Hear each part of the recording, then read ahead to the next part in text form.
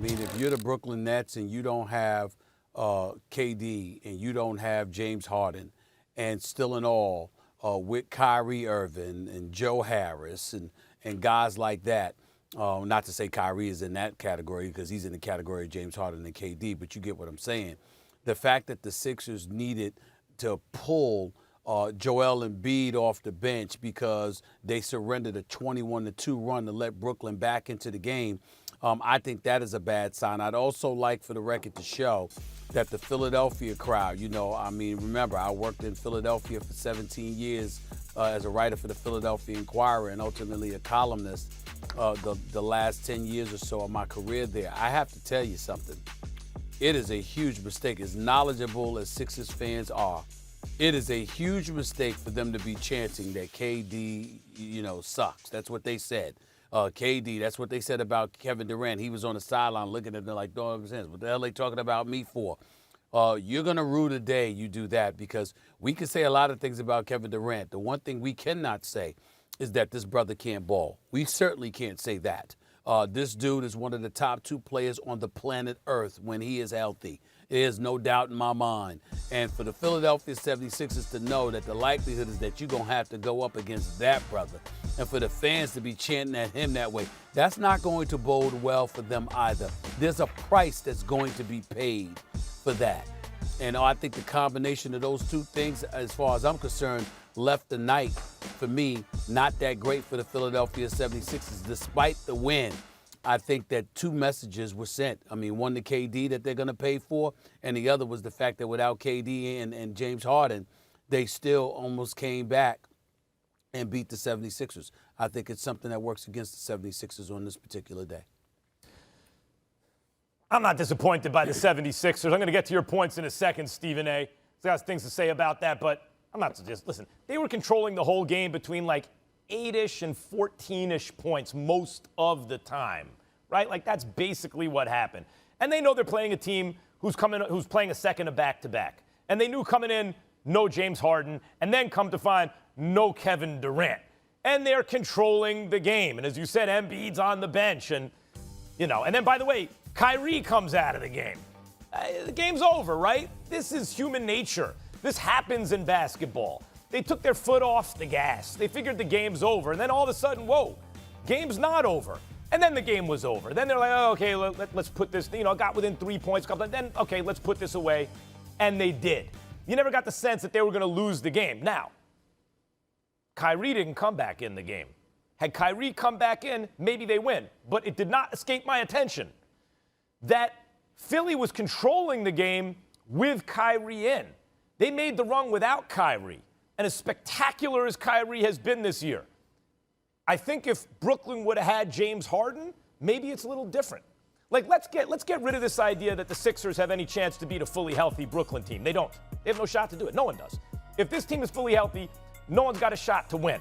So it's not because the Sixers struggled down the stretch with Brooklyn, then in the moment of truth, if Brooklyn's healthy, maybe the Sixers won't be able to beat them. We already know they won't be able to beat them if Brooklyn's healthy. By the way, apologies to Embiid, because Brooklyn has no answer for him. He's going to get his, but that's one guy on that level. And Ben Simmons they got 3 dudes like that. Now to KD. Stephen A., you think that had Philadelphia been chanting, KD is great, he wouldn't be giving them the business later on in the playoffs? KD is going to get his regardless if they say he stinks, if he's awesome, whatever it is. Let the fans chant what they want. I love it. And, of course, boo and insult the visiting star. What's wrong with that? That's that happens all the time. Well, there's a lot, there's a lot of things that you don't get about basketball. So I don't mind teaching you and giving you lessons.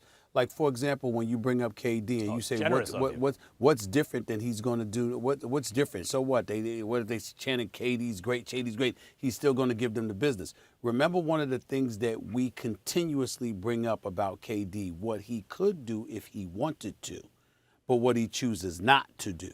One of the things about Kevin Durant is that he's not only phenomenal as a basketball player, it's because of his efficiency. This is a dude that doesn't just drop 30, but it's on better than 50% shooting. It's on better than 40% shooting from three-point range. Well, what if he got aggressive?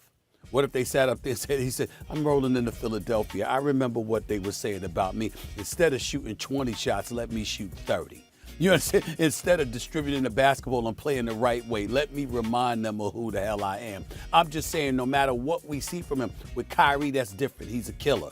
With James Harden, particularly the James Harden that was the league scoring champion over the last 3 years, that's different. But with KD, one of the things that we don't always get is a level of aggression and assertiveness. Yes, he plays the right way. Yes, he's unselfish. Yes, he's efficient, but we don't see him ultra aggressive. So the point is that if you tinker on getting him to be more aggressive and really to be assertive and come at you, it could be nightmarish in a lot more ways than we haven't even seen yet. That's all I mean by that. Well, I mean, okay, but that's one dude. Those points count the same if the ball's distributed or if one dude is getting those points. And speaking of that, my big takeaway out of this game is this, Stephen A. Kyrie Irving, I think, has to show at some point that when he's the only one of the big three there, the team functions better with him on the floor than with him off the floor. Stephen A., I'm not saying that definitively last night shows they're better without him. No, of course not. Because as I said, it's human nature. The Sixers are controlling the whole game. Oh, now Kyrie is out too. We got this. And everyone else on the Nets fought hard. Good for them, especially on the second of back-to-back on the road. Good for them. But still, it's happened too many times in Kyrie's career when he is the solo star, because he's an amazing player. The team too often functions better with him off the floor. It should never be that way. I got the distinct impression last night that if it were James Harden on the Nets and the Sixers were playing like that, the Nets might have won that game if it was Harden. Harden's not more talented than Kyrie. There's no reason Kyrie should not be able to have that same effect. Thanks for watching ESPN on YouTube. For live streaming sports and premium content, subscribe to ESPN+.